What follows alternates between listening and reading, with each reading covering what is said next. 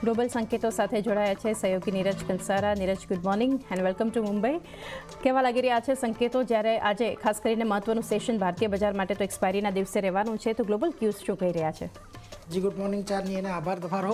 ખાસ કરીને જુઓ, યુએસ બજાર આપણને 2 દિવસથી ગઈકાલની રજા હતી એટલે આપણે મંગળવાર અને બુધવાર બંને દિવસના સંકેતો લઈને ચાલી રહ્યા છે.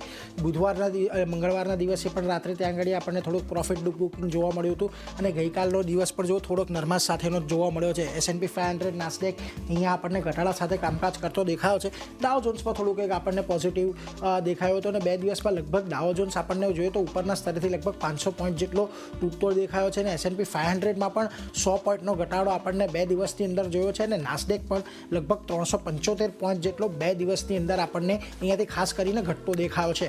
હવે શું કારણો રહ્યા? તો જો એક સારા પરિણામ આવ્યા. ક્વાલકોમના 3% જેટલો શેર ત્યાં આગળ આપણને વધતો દેખાયો.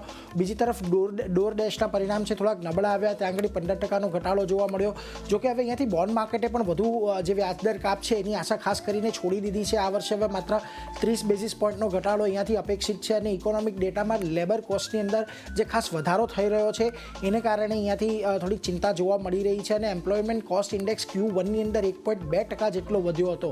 માર્ચમાં જોબ ઓપનિંગના ડેટા જોઈ લો, લગભગ 3.25%નો ઘટાડો મંથ ઓન મંથ બેઝિસ પર ત્યાં જોવા મળ્યો હતો અને માર્ચની અંદર જોબ ઓપનિંગ ઘટીને પણ 8.48 મિલિયન જેટલી થઈ હતી. એટલે આ બધા સંકેતો આપણને બજારની અંદર થોડાક ફેક્ટરિંગ થતા જોઈ રહ્યા છે. પરંતુ આ બધાની વચ્ચે ગઈકાલે આપણને જે ફેડના વ્યાજદર હતા એનું એક ઇમ્પેક્ટ આવતી જોવા મળી.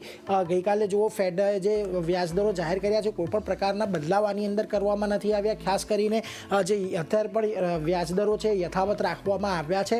જોકે ફેડે અહીંયાથી ચોક્કસથી એવું કહ્યું છે કે અહીંયાથી હવે જે વ્યાજદર મોંઘવારી જે છે એમના નિર્ધારિત લક્ષ્ય તરફ ફરી પાછી એક વખત આવતી દેખાઈ રહી છે અને એને જ કારણે અહીંયાથી તેઓ હવે અહીંયાથી આગળ પણ ની જે પોલિસી આવવાની છે ત્યાં પણ કોઈ અત્યારે વ્યાજદરની અંદર ફેરફાર નથી કરવાના. એટલે એની પણ એક વાત ખાસ કરીને ધ્યાનમાં રાખવી કે અહીંયાથી પણ હવે કોઈ આપણને વધારે જે વ્યાજદર કાપ છે એ જલ્દી જોવા નહીં મળે ને હજુ થોડીક અહીંયાથી આપણને વધારે રાહ જોવા પડી શકે છે. પરંતુ આ બધાની વચ્ચે જો આજે એશિયાના બજારો પણ થોડાક આપણને મિશ્ર કારોબાર આપી રહ્યા છે. નિક્કેઈ થોડો પોઝિટિવ છે, હલકો છો, પરંતુ શાંઘાઈની અંદર અત્યારે આપણને દબાણ ખાસ કરીને જોવા મળી રહ્યું છે. હેંગસેંગ પણ જો 1.25% તેજી દર્શાવી રહ્યો છે. પરંતુ બીજી તરફ કોસ્પી, તાઇવાન, સ્ટ્રેટ ટાઈમ્સ બધી જગ્યા પર આપણને થોડોક મિશ્ર કારોબાર છે. સ્ટ્રેટ ટાઈમ્સમાં એક પોઝિટિવિટી છે, પરંતુ તાઇવાન જોઈ લો આજે અહીંયા પણ એક ઘટાડા તરફી કારોબાર કરી રહ્યો છે. હવે મંગળવારના દિવસે જે બજારની અંદર આપણને એક નવા હાઈ બનતા જોયા અને જે વોલેટિલિટી આખા દિવસ દરમિયાન આવી તે દિવસે નિફ્ટી ફ્યુચર્સ 22,700 પર બંધ થયું હતું અને આજે એની આજુબાજુ જ ગિફ્ટ નિફ્ટી આપણને લગભગ 25 પોઈન્ટના સંકેતો અહીંયાથી આપી રહી છે. એટલે ખાસ વાત અહીંયાથી કે બજારની અંદર આજે આપણને કોઈ કદાચ બહુ મોટી મૂવ જોવા નહીં મળે. પરંતુ જે મંગળવારના દિવસે, માફ કરજો રજાઓ એટલે શુક્રવાર યાદ આવી જાય, પરંતુ મંગળવારના દિવસે જે આપણને ખાસ કરીને ઉપરના સ્તરેથી થોડુંક દબાણ આવતું જોવા મળ્યું હતું એવો જ કારોબાર થોડોક મ્યુટેડ આજના દિવસે પણ એક્સપાયરીના દિવસે જોવા મળી શકે છે. ચાંદની જી નીરજ, આભાર આપના સમગ્ર માહિતી માટે. તો ખાસ કરીને એક મ્યુટેડ કારોબાર